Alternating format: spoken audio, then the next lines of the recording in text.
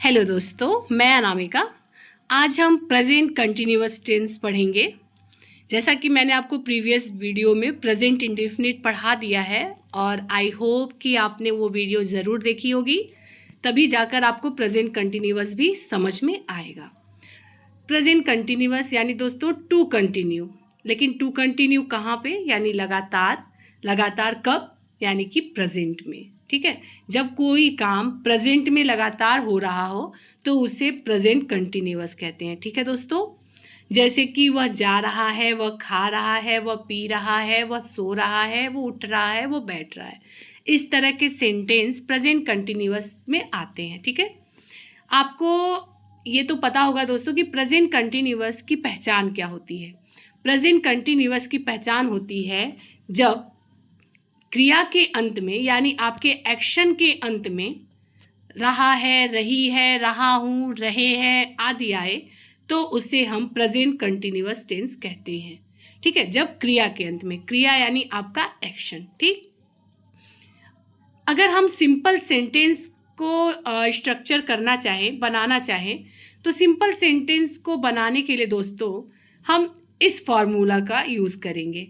जैसे आपका simple sentence है, he is going to market. ठीक है, तो आप पूछोगे आपने ही कहाँ क्यों लगाया, इज़ क्यों लगाया, ये गोइंग कहाँ से आ गया, ये क्यों? तो ये इसलिए है कि जब हमारा सब्जेक्ट, सबसे पहले हम सब्जेक्ट लिखते हैं। सब्जेक्ट हमारा ही है यानी वह है। ठीक है, अब सब्जेक्ट हमारा सिंगुलर है तो हम इज लगाएंगे, सब्जेक्ट हमारा प्लूरल है तो हम आर लगाएंगे, और अगर सब्जेक्ट में सिर्फ और सिर्फ आई है तो हम एम यूज़ करेंगे। ठीक है दोस्तों, उसके बाद आते हैं हम वर्ब के पास। वर्ब हमारा जाना है तो जाना की अंग्रेजी गो। गो लिख के हम उसमें आईएनजी जोड़ देंगे। किस में जोड़ेंगे? अपने वर्ब में। ठीक, यहाँ हो गया। अब उसके बाद बचता है हमारा ऑब्जेक्ट, जो कुछ भी है उसे हम यहाँ पर लिख के फुल स्टॉप दे के अपना सेंटेंस कंप्लीट करते हैं।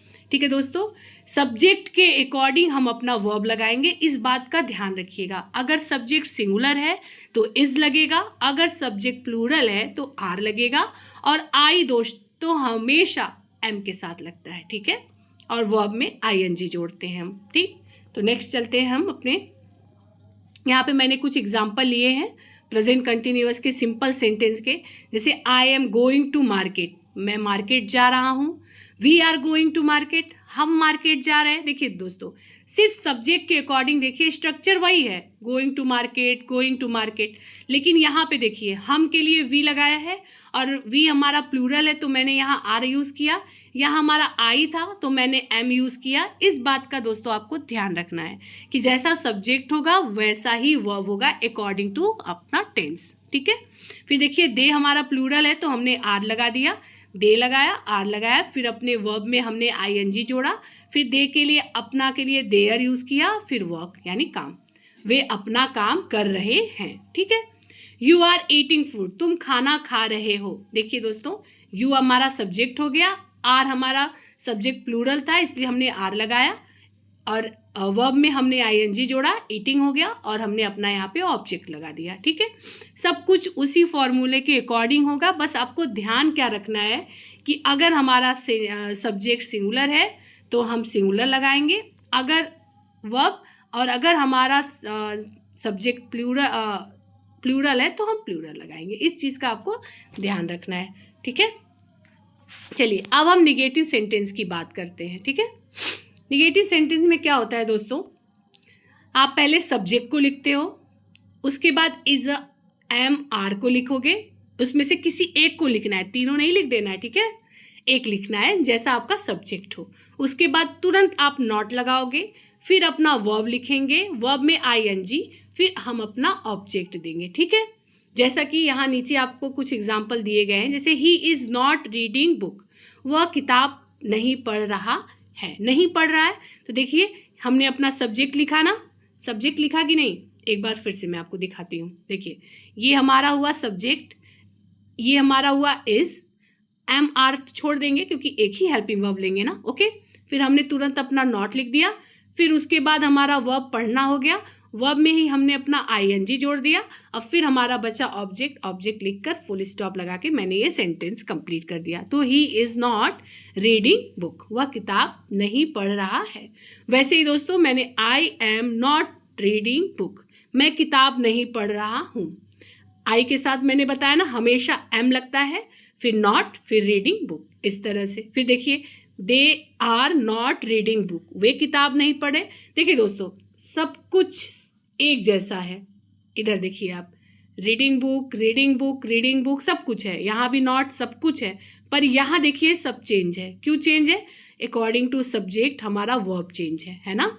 ये सिंगुलर था तो इज लिया, ये आई था तो एम, ये प्लूरल था तो आर। बस इन सब चीज़ों का दोस्तों आपको ध्यान रखना है। आई होप आपको समझ में आ रहा होगा। अब हम आगे बढ़ते हैं।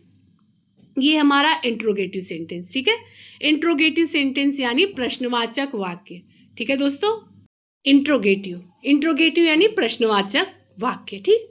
प्रश्नवाचक मैंने आपको बता दिया है प्रेजेंट इंडेफिनिट वाले ही वीडियो में कि कितने प्रकार के होते हैं, क्या होते हैं, सब कुछ। फिर भी हम एक बार देख लेते हैं। इंट्रोगेटिव यानी जो एस और नो को आंसर करे, ठीक है, जो क्वेश्चन पहले आ जाए, और एक होता है जो बीच में आए, ठीक है।